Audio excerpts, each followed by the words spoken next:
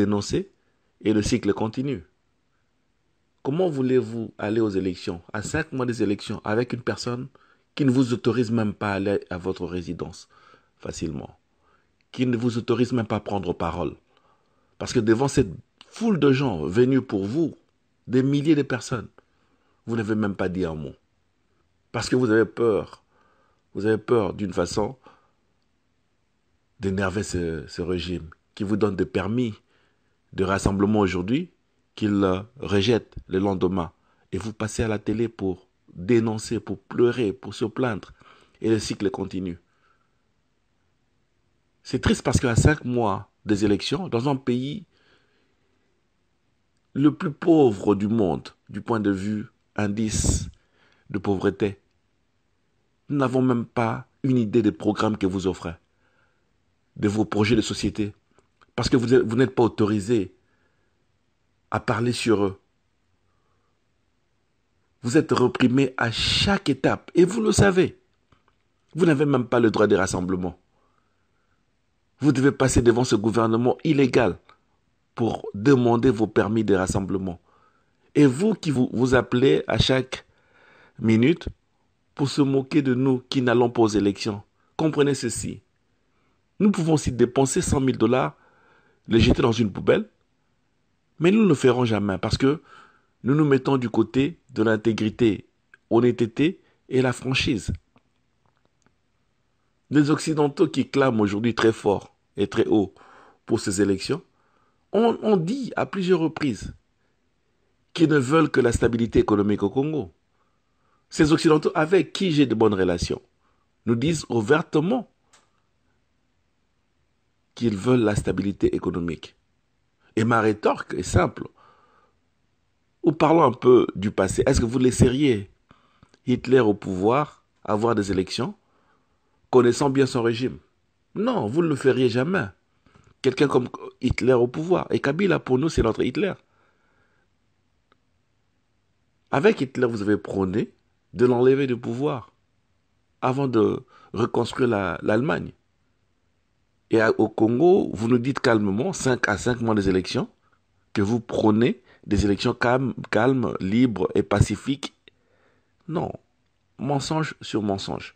Nous savons que le Congo n'aura jamais des élections libres, pacifiques et calmes et honnêtes aussi longtemps que Kabila est au pouvoir. Et vous le savez. C'est la raison pour laquelle, à 5 mois de ces élections, il n'a pas encore annoncé son dauphin et il n'a même pas encore annoncé son retrait de la scène politique. Parce qu'ils savent qu'il peut le faire un jour avant et ce dauphin gagnera ou lui-même il gagnera. Il sait très bien qu'il peut le faire à 2 mois des élections, des échéances, et il gagnerait. Il le sait. C'est pourquoi il s'en fout de nous. Il s'en fout du Congolais et il s'en fout de l'Occidental. Il s'en fout de vous. Et vous le savez. Mais vous le permettez parce que vous voulez continuer le flux du coltan, le flux du cobalt, de l'uranium et autre chose que nous avons. Et c'est ça qui m'embête par rapport à nos opposants. Parce qu'ils le savent aussi bien que moi. Mais ils ne se battent pas. Ils nous disent par ailleurs que non, nous devons aller à ces élections parce que sinon Kabila aura le terrain à lui-même. Mais déjà, il a le terrain. Il ne vous permet pas de vous rassembler. Il ne permet pas vos mouvements libres.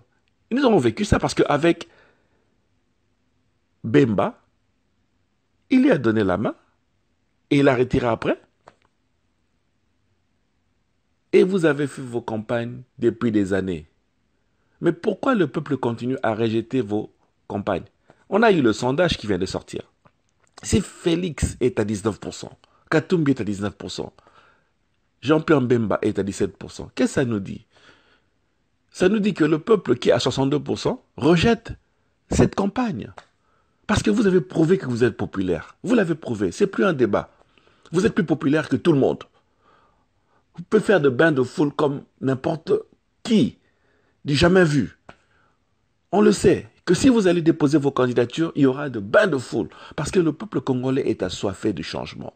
Le peuple congolais veut avoir une alternance. Et il est tellement désespéré qu'il se jetterait dehors pour n'importe quelle personne qui lui offre une lueur d'espoir. Nous le savons. Donc cessons de faire propagande sur ces bains de foule qui ne font rien pour nous. C'est une politique primaire, une politique de base. Pour les autres qui applaudissent, ces étrangers qui applaudissent pour nous, je vous dis sincèrement qu'ils pensent que nous sommes des singes, des petits singes qui ne savent pas se diriger. Alors réveillons-nous. C'est la raison pour laquelle que nous avons prôné la libération de notre pays avant d'aller aux élections.